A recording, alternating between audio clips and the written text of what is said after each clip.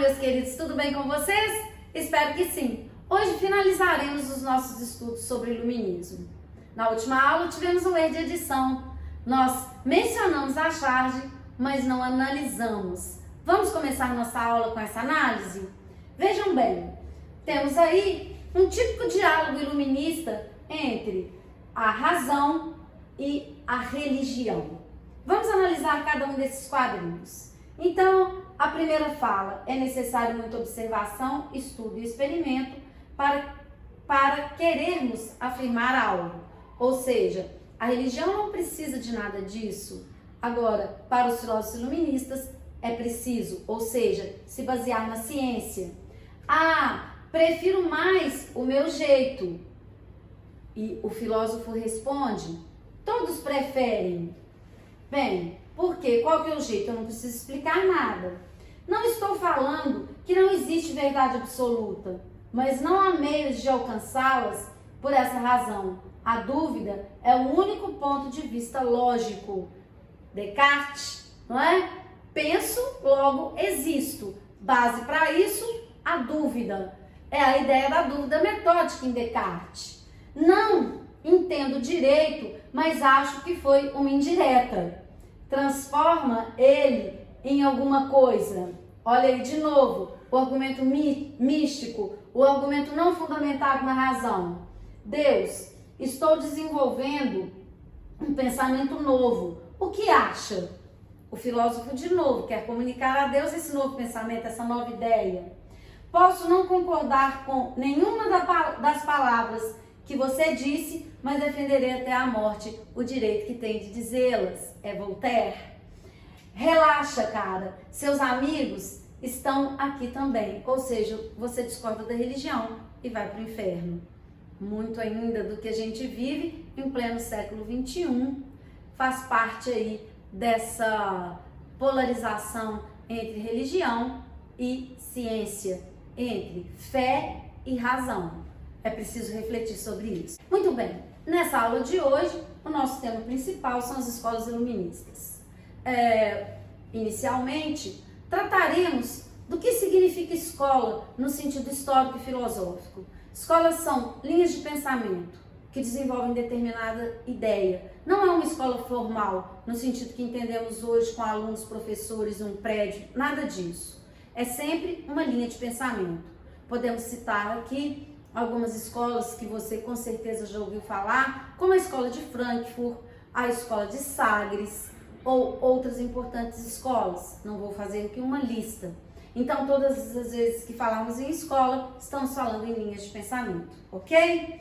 Vamos analisar as principais escolas iluministas. Quando falo de escolas iluministas, o mais importante que devemos observar, todas elas são então favoráveis ao liberalismo econômico. Falei em escola iluminista, estou falando de não intervenção do Estado na economia, que é a base do próprio pensamento iluminista. A importância desse tema é enorme, principalmente considerando a reincidência do tema em todas as provas de vestibular, nas provas do Enem, principalmente de um dos filósofos que vamos abordar aqui, e eu citarei qual é. A primeira escola, então, que abordaremos é a chamada Escola Fisiocrata. É uma escola francesa do século XVIII. Seu principal representante foi François Quesnay. Existem outros como Gournay, Jacques Turgot, mas o principal, o que de modo geral vai aparecer como fundador da escola, é François Quesnay. Essa escola é uma escola também que ficou conhecida por defender a chamada teoria agrarianista. O que é essa teoria? A ideia de que a terra e da terra provém toda a riqueza. A terra, ela é que vai gerar a riqueza de um país. É muito fácil entender por que os fisiocratas eles defendem essa ideia, considerando que a escola se desenvolve na França e a França, até o final do século XVIII, é um país onde 80% da população está concentrada no campo. Isso vai explicar também, em grande parte, a própria Revolução Francesa.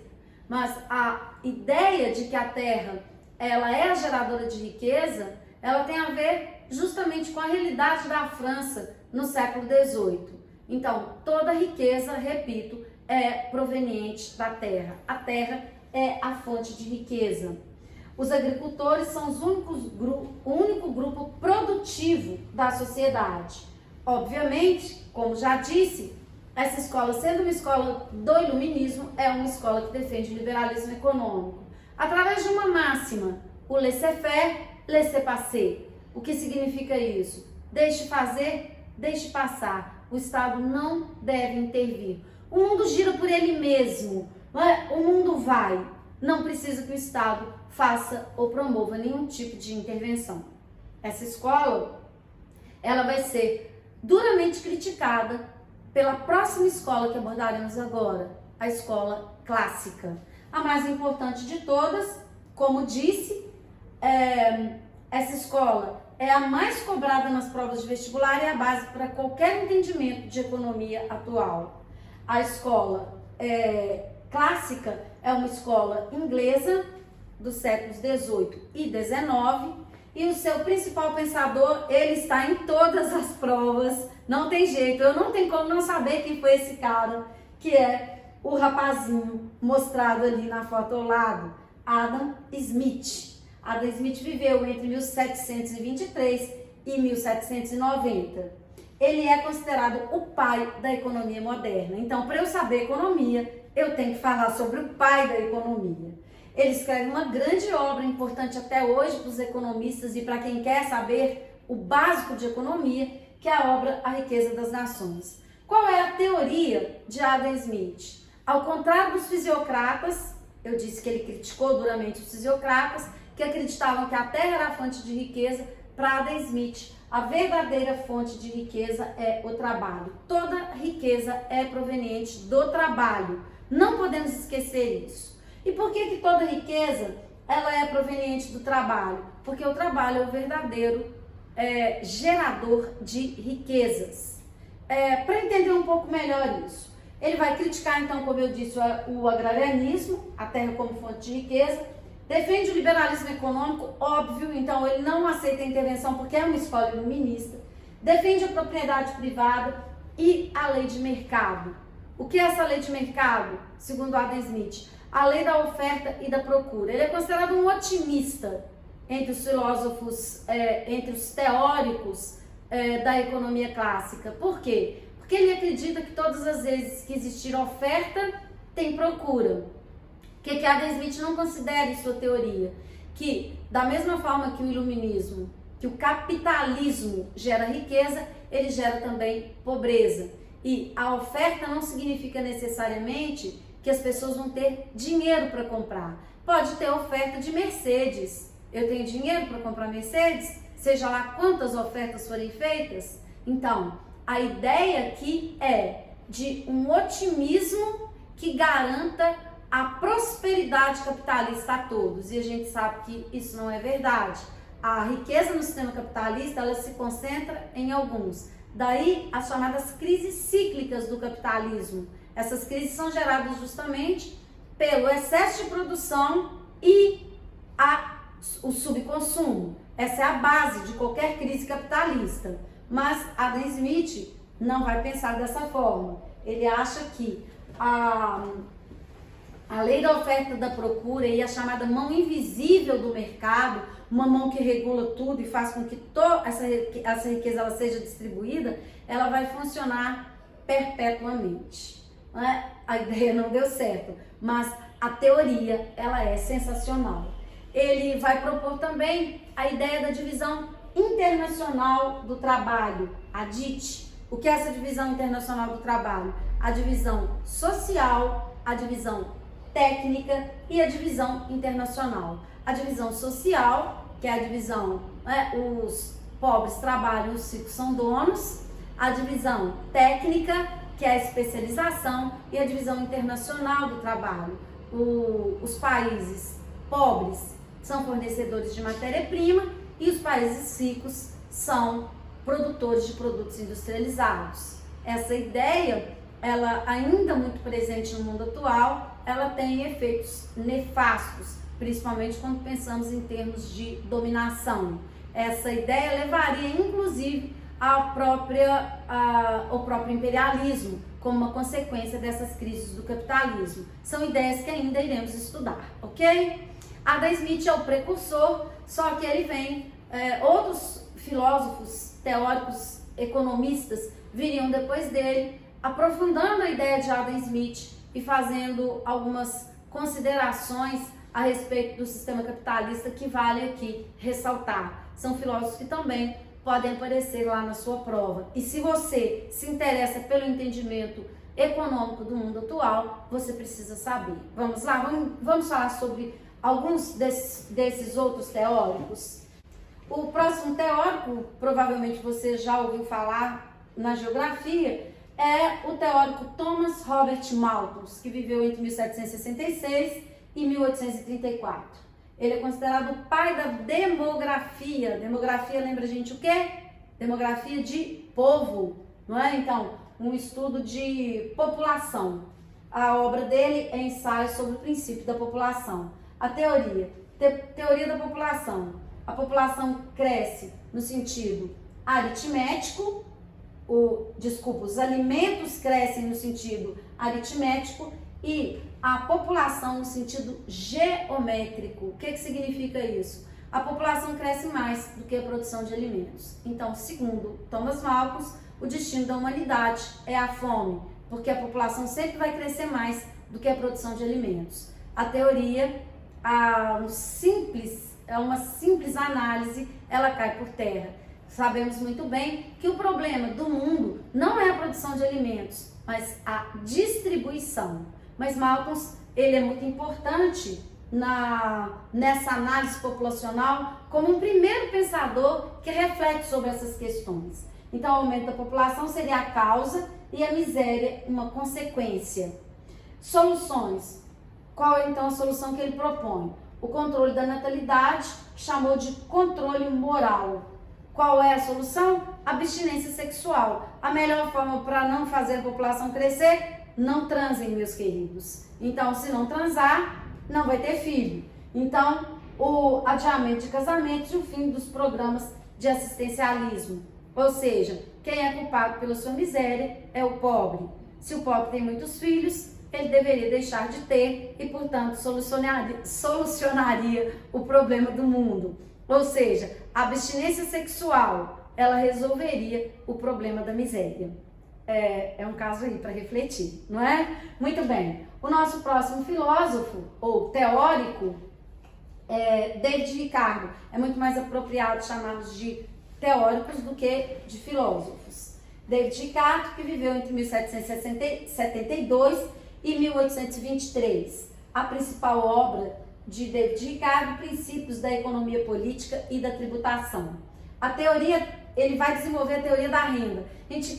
O que a gente colocou aqui foi o principal de cada um desses teóricos. Então, isso é o mínimo que você precisa saber, ok? Não tem como não saber, são teóricos que vão aparecer nas provas de vestibular. Então, você não tem como não saber. E para além de qualquer questão de prova de vestibular, para entender economia, eu tenho que entender a base do pensamento liberal. Sem entender a base, eu não posso discutir qualquer questão econômica hoje. Então, o que é a chamada teoria da renda de David Ricardo? O trabalho, como todas as outras coisas que são compradas e vendidas e cuja quantidade pode ser aumentada ou diminuída, tem o seu preço natural e o seu preço de mercado. O preço natural do trabalho é aquele necessário para permitir que os trabalhadores, em geral, substituam e perpetuem sua descendência sem aumento ou diminuição. Resumindo, a pessoa é pobre e ela tem que continuar pobre, porque senão isso vai levar o salário a ficar muito alto. Isso vai prejudicar quem paga. Olha só, lei do ferro e fogo dos salários. É uma típica justificativa para os capitalistas, para aqueles que são os donos do capital. A teoria do valor-trabalho, o valor de um bem é determinado de acordo com o trabalho necessário para a sua produção. Defende o liberalismo econômico, óbvio, né? A gente já falou sobre isso. O capital, em vez do trabalho, é a causa principal da riqueza das nações. Defende a livre competição no comércio internacional. É a justificativa explícita da riqueza concentrada nas mãos de poucas pessoas e dos trabalhadores como instrumento para enriquecer cada vez mais o próprio sistema capitalista. Ou seja, se os trabalhadores tiverem um salário muito alto, eles inviabilizariam o próprio sistema capitalista. Vamos para o próximo filósofo, John Stuart Mill, 1806 a 1873.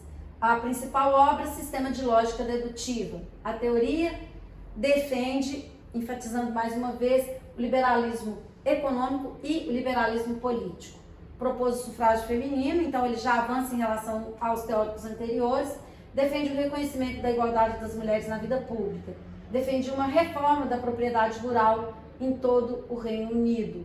Então, é um liberal um pouco menos radical que os teóricos analisados anteriormente, e ele não propõe como os outros uma penalização tão grande para a classe trabalhadora, até porque a grande inovação aí vai ser justamente a defesa do sufrágio feminino, do voto feminino. O sufrágio, como vocês sabem, é voto. Então, o Stuart Mill, ele pode aparecer nas suas provas como um dos primeiros defensores do sufrágio feminino. Muito bem. Finalizaremos a nossa aula com algumas indicações aí de documentários e filmes. O documentário Iluminismo, do Antigo Regime aos Nossos Dias, é um documentário que vale a pena para quem quiser se aprofundar mais. Catarina, Imperatriz da Rússia, Voltaire, o Caso Calas e Meu Nome é Bach. São indicações importantes aí para quem pretende aprofundar um pouco mais nesse tema, e principalmente a relação, não vamos aqui descrevê-la, mas precisamos refletir sobre ela, que é a relação entre o iluminismo e a indústria cultural, ideia defendida por Horkheimer e Adorno na chamada Escola de Frankfurt. Ou seja, será que é uma escola do século XX, a Escola de Frankfurt? O contexto é o contexto do entre-guerras, Segunda Guerra Mundial, e podemos ver aí nessa Escola de Frankfurt uma crítica a esse primado da razão. O principal ponto dessa escola é se a razão de fato ela teria resolvido todos os problemas da humanidade.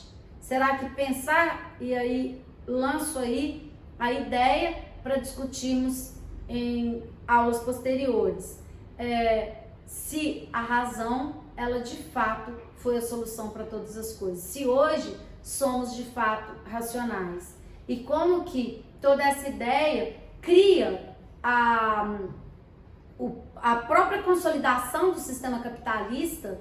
Os iluministas consolidam o sistema capitalista e a transformação de tudo em mercadoria. Essas são as discussões da Escola de Frankfurt. Tudo se transforma em mercadoria, inclusive nós mesmos. O nosso trabalho é uma mercadoria. Nós passamos a ser mercadoria dentro do sistema capitalista, o que justifica a criação de uma indústria cultural. Que indústria cultural é essa? Tudo que a gente consome em termos de cultura, filmes, músicas, se transformam também em mera mercadoria e não de fato em uma cultura genuína. Então, são questões que discutiremos. Muito obrigada, espero que tenham gostado, e o nosso próximo tema será a independência das 13 colônias. Um beijo para vocês!